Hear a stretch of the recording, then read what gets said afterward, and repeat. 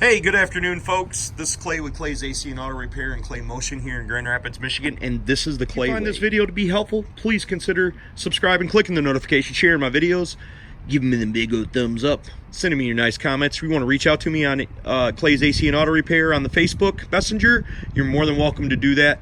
I'll happily try to answer your questions. I think this is going to be the shortest video in my video library, so please consider just turning down the volume and letting it play when you find the spot of the video that you want. Also, you need to watch for them C-rolls down on the bottom of here.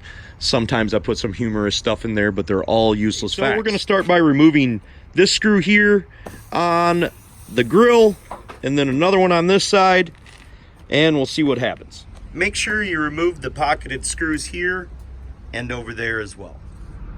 These are 7mm screws. Now we take a Phillips screwdriver and remove 2 screws on the parking lamp on both sides. Removed, we can depress the bulbs and remove them from the housing. Now we can remove the screws that are behind the turn signal lenses. The screws behind the grill are also 7mm.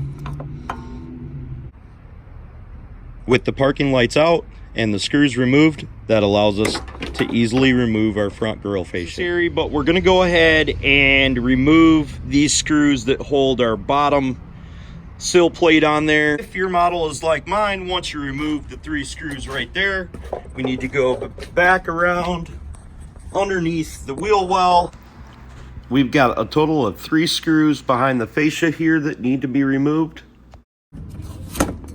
These screws are 1/4-inch screws and they need to be removed on both sides. Screws are removed, we can push down on the panel and pull it up. So we'll push it down here and pull it away back there and then lift it out.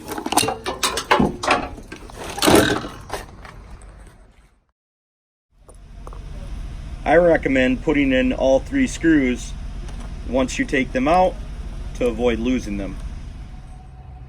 Okay, so now we need to loosen up the oil cooler lines. They're 1 1/16, and we can put that on there and turn it. If we needed to hold this, we would just use a pair of channel locks. And if that was so tight that you'd think Thor tightened that thing up, we can actually take, this is a sweet little trick that I do.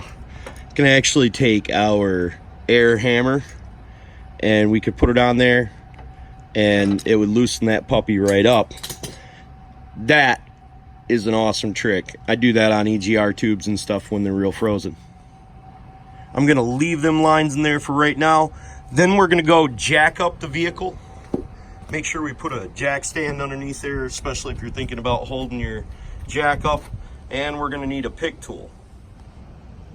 Okay, with our line right here, and I wanted to show you just in case we don't see it, we're gonna be pulling out these clips right here, which came supplied in the packages.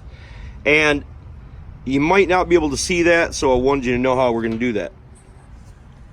So the first line clip that we're gonna remove is right there closest to us. We're gonna take the pick tool and reach up underneath there.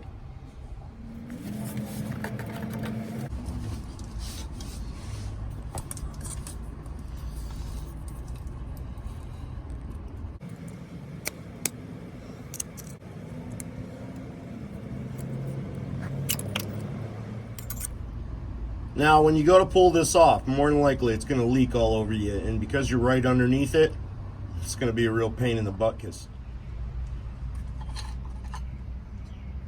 With the catch pan, we're gonna take a screwdriver and we will pry it away from the block.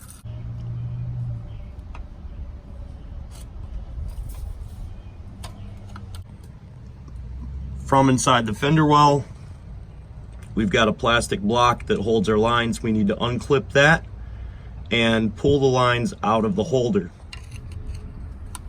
Okay, so I just put my screwdriver up in there and I rocked it like this and was able to pop it back.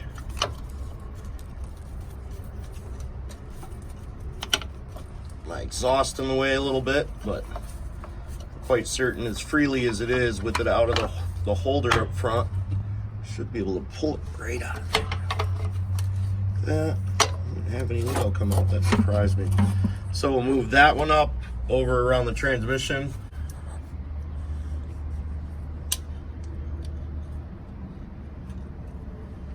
It's because I had the outside edge of it. It's out now though.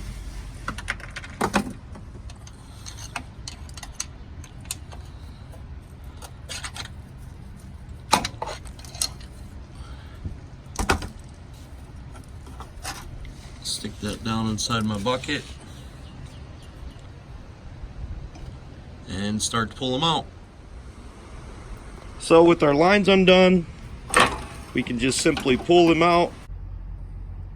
During removal, it's best to slide the lines down this way and remove them towards the fatter part of your crush bar for your bumper.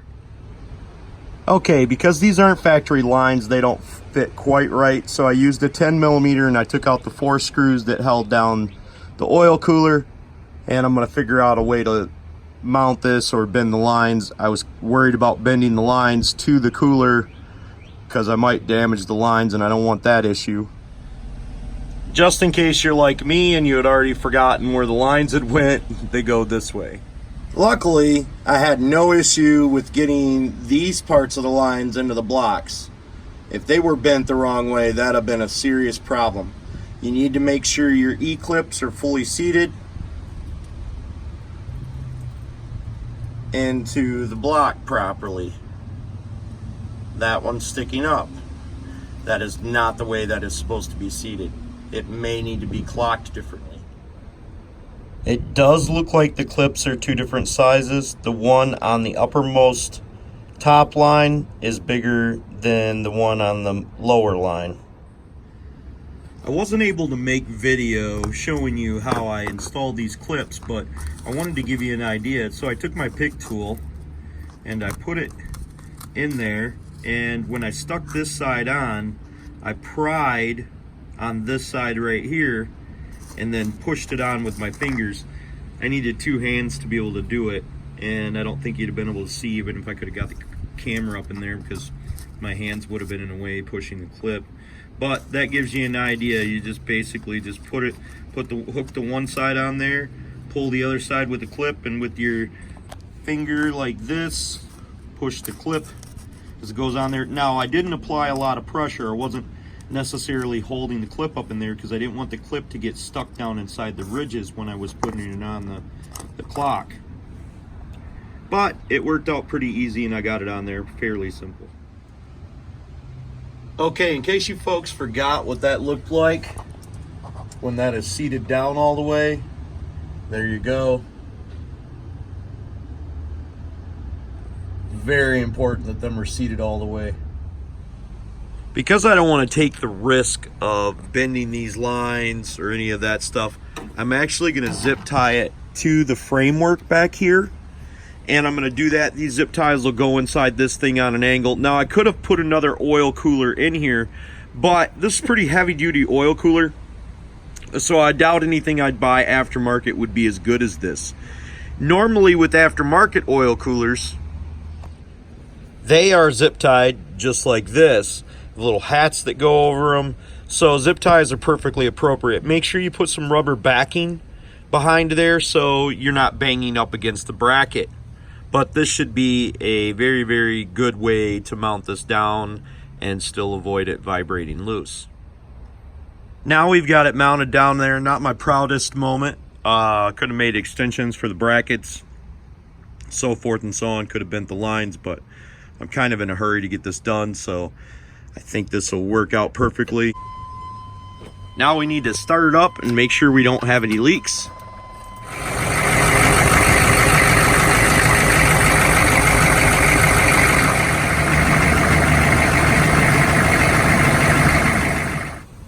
Because we have a new location of our reservoir, we're gonna have to notch out in here for our lines that stick out.